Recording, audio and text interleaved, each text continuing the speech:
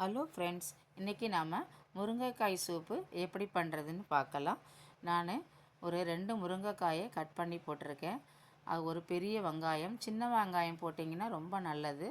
என்கிட்ட சின்ன வெங்காயம் இல்லாததுனால பெரிய வெங்காயம் போட்டிருக்கேன். பூண்டு ஒரு 5-6 பல் பூண்டு போட்டிருக்கேன்.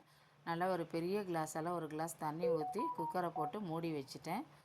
இது நல்லா வெந்த பிறகு ஒரு 4-5 விசில் வந்த பிறகு ஆஃப் பண்ணிவிட்டு நல்லா ஆறின உடனே பார்த்தீங்கன்னா இது மாதிரி நல்லா வெந்திருக்கும். இதை நீங்கள் கையால் நல்லா இப்படி பிழிஞ்சு விட்டிங்கன்னா அந்த முருங்கைக்காயில் உள்ளது எல்லாமே கீழே இறங்கிடும். அதில் இப்போ நீங்கள் அதை ஃபுல்லாக அப்படி எடுத்துட்டு நீங்கள் இப்போ அதை தூக்கி போட்டுடலாம். வேணும்னா நீங்கள் ஒரு சல்லடையில் அது மாதிரி வடிகட்டிக்கங்க.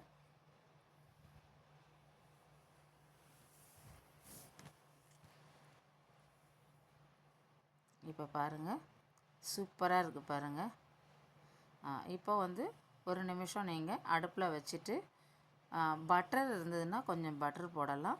நான் கொஞ்சம் நெய் விட்டுருக்கேன். தேவைக்கேற்ப சால்ட்டு,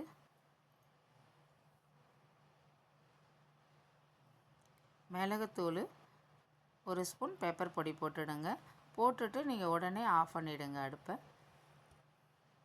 இப்போ நீங்கள் ஒரு பவுலில் கொட்டி வச்சுட்டு கார்ன்ஃப்ளெக்ஸ் ஃப்ரை பண்ணினது கடையில் கிடைக்கும்.